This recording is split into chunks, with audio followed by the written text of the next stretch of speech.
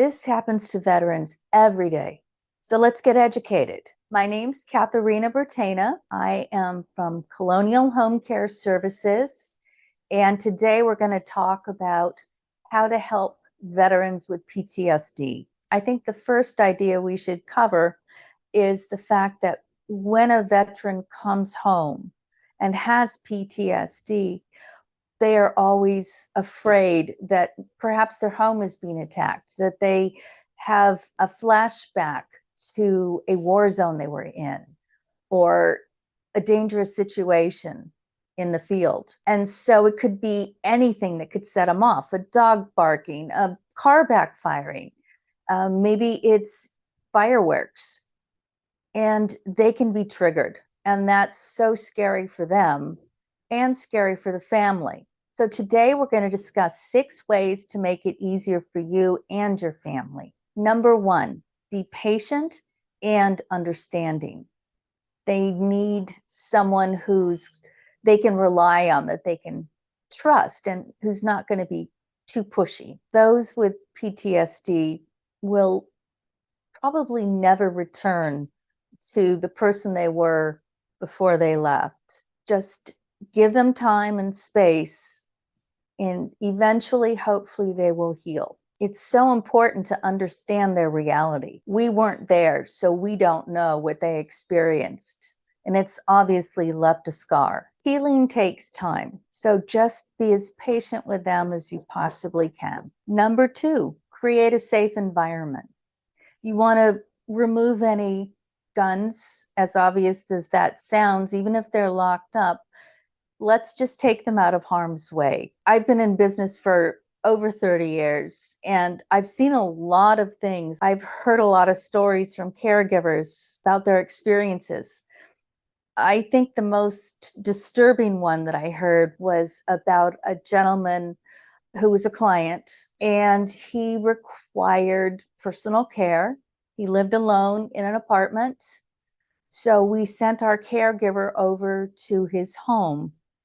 And at the point she arrived, the door was unlocked. She had instructions to enter. She went in, and the gentleman who had PTSD was naked, covered in feces, and carrying a shotgun. She ran out and called the office. Needless to say, we told her, we'll take care of reporting this to the proper authorities and the VA and get him some help on a higher level than what we could offer. So it can be extreme or it can be subtle, but either way, it needs your attention. And depending on the severity of the illness, it may be necessary to remove sharp objects in case someone has the idea of self-harm. You want to try to avoid those kinds of situations. Number 3, foster social connections.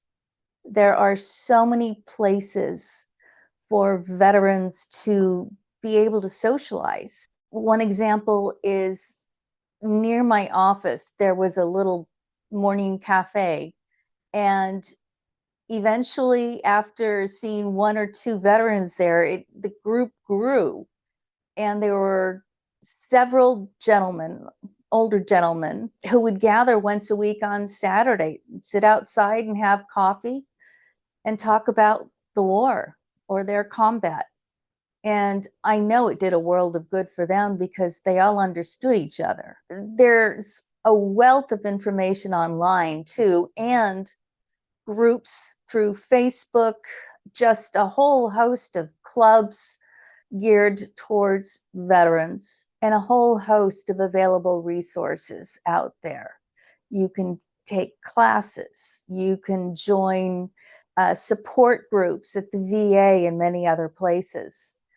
My daughter is a psychologist and has been for a number of years now, and she did a stint at the VA in Long Beach, and I believe to this day that that was her favorite place for her internship. She met a wonderful group of people that she coached, and each one of them, when she had to leave, was crying. They were crying, they were giving her little gifts, they were writing notes for her, and they had genuinely bonded with her and each other. So it's always kind of a special place in my heart that we reach out to the vets, and obviously it turned out the same for her. Number 4, be mindful of triggers. We kind of touched on this in the beginning, but a car backfiring can do it. Loud voices from family members could trigger something. Perhaps there's a disagreement going on in the family and the veteran overhears it, becomes worried, concerned, and may overreact. Or it may put him or her back in a situation that was terrifying. So try to keep your voices low and try to get rid of any triggers. If there are pets in the home, maybe make sure that the pet's not going to knock something off a shelf and startle the veteran. A variety of things can do it.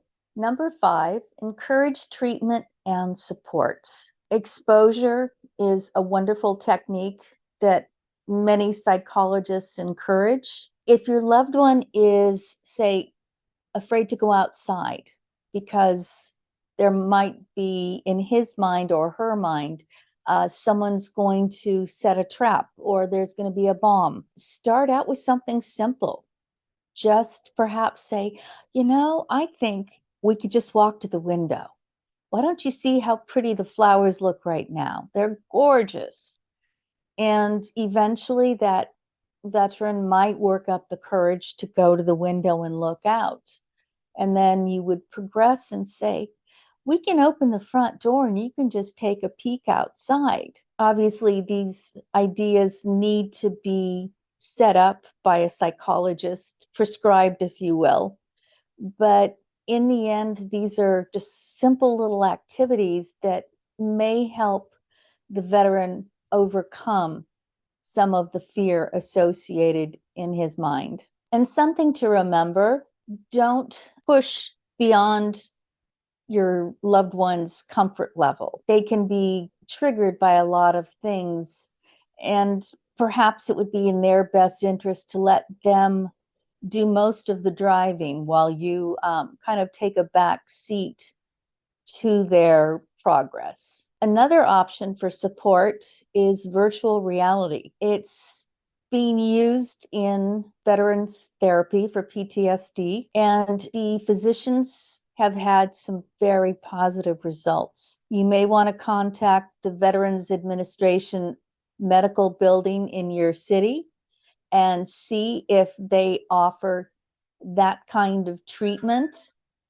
If nothing else, make sure that you are in touch with the VA, because they do offer a variety of services and, in general, emotional, mental, and physical support. If you're a veteran and you're watching this, tell someone if you're struggling. There are so many resources out there to help you.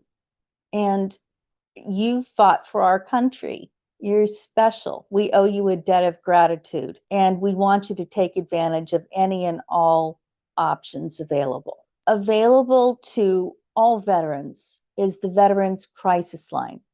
It can be there for you if you're having suicidal thoughts, or if you are just terribly frightened or perhaps depressed. They're there for you and they'll talk to you. One of the last ways that you can get support is through hiring a home care agency. We have caregivers who, if they know they're going into a PTSD client, we do offer a state-approved course on it that they can take ahead of time.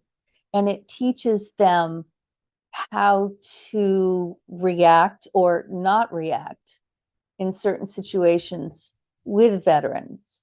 If you are a veteran or you have a loved one in your family who's a veteran and you need some extra help, please give us a call or go to our website at www.colonialhomecareservices.com, or you can call our 800 number which is 800-497-1287. Thank you.